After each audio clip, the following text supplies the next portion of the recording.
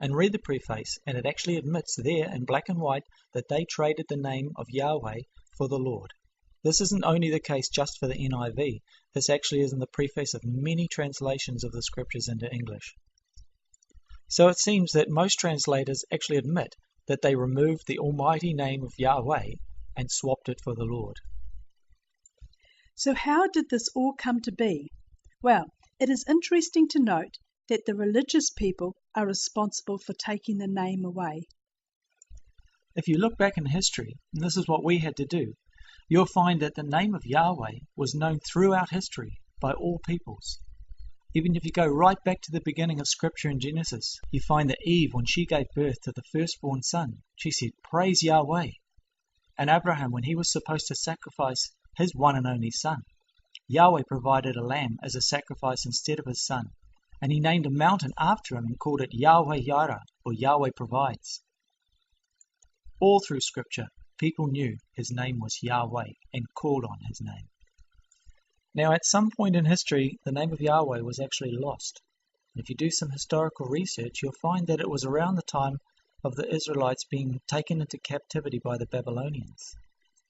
Now, the Babylonians, when they heard the name of Yahweh, started to blaspheme the name. So the Israelites, in an attempt to stop this, stopped using the name of Yahweh in public and used it only in private. Now, when they returned to Israel, primarily the tribes of Judah, Benjamin, and Levites, the Levitical priesthood added laws on top of the commands that Yahweh gave his people. One of these laws was they forbade people to use the name of Yahweh. Only the high priest could use the name. Eventually, it came to be that only the high priest could use the name in the temple. The Levites were the priesthood. They were the ones responsible for adding all the added laws on top of the commands that Yahweh gave.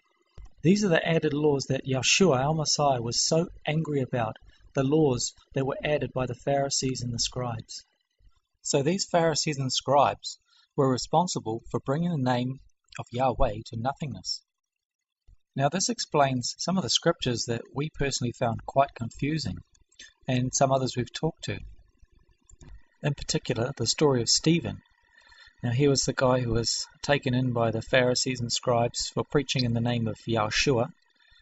Now, of course, Yeshua came in his Father's name, and he said, "I have revealed your name unto them." So his followers must have known his name.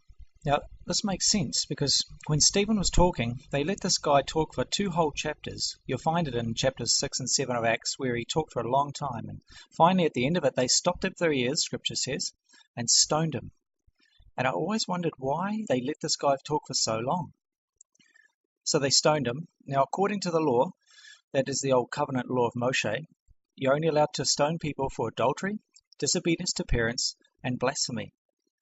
Now, I don't think Stephen was an adulterer. Scripture doesn't say he was disobedient to his parents. Therefore, he must have blasphemed. Now, we've inherited a Greek text, which at the end of Stephen's discourse says, "I see Jesus standing at the right hand of God."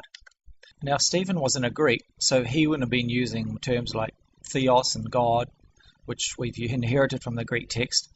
He would have said, "I see Yeshua standing at the right hand of Yahweh," which is the only reason why they stopped up their ears, because he blasphemed the name by saying it aloud, so they stopped up their ears and stoned him.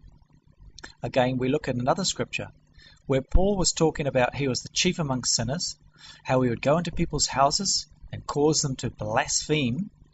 It's in Acts 26. How do you get a believer in the Messiah who's following all his commands and doing everything he says to actually blaspheme, to say the name?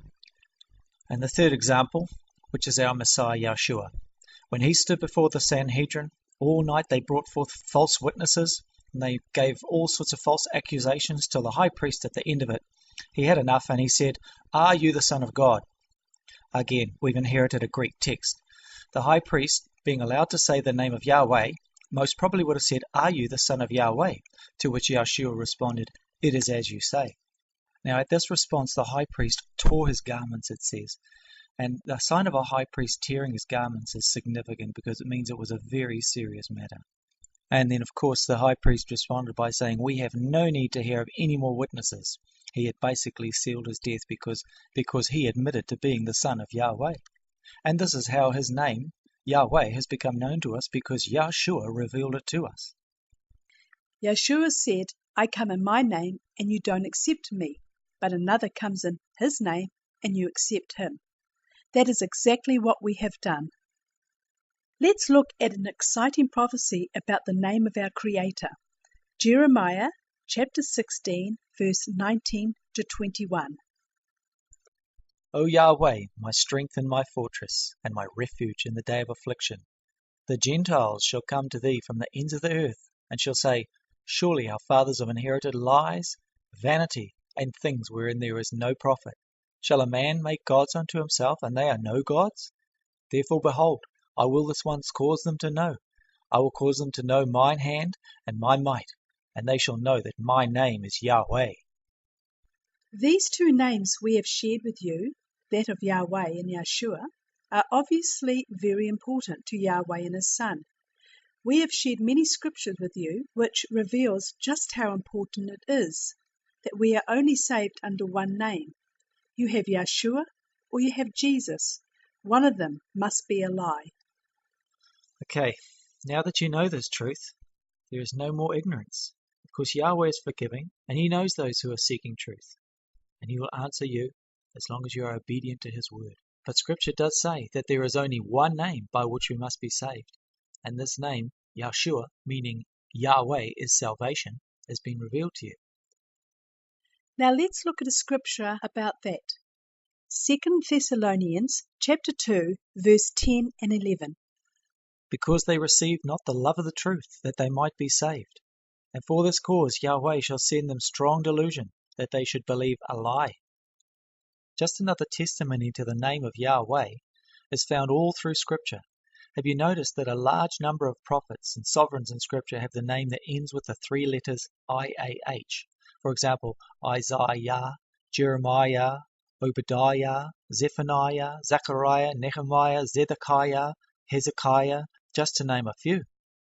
The names, when clearly spoken, contain the short form of the name Yah, and indeed the above Hebrew names all have meanings. For example, Isaiah means Yah has saved.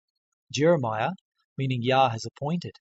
Obadiah is the servant of Yah. Just look them up in a Hebrew dictionary for yourself.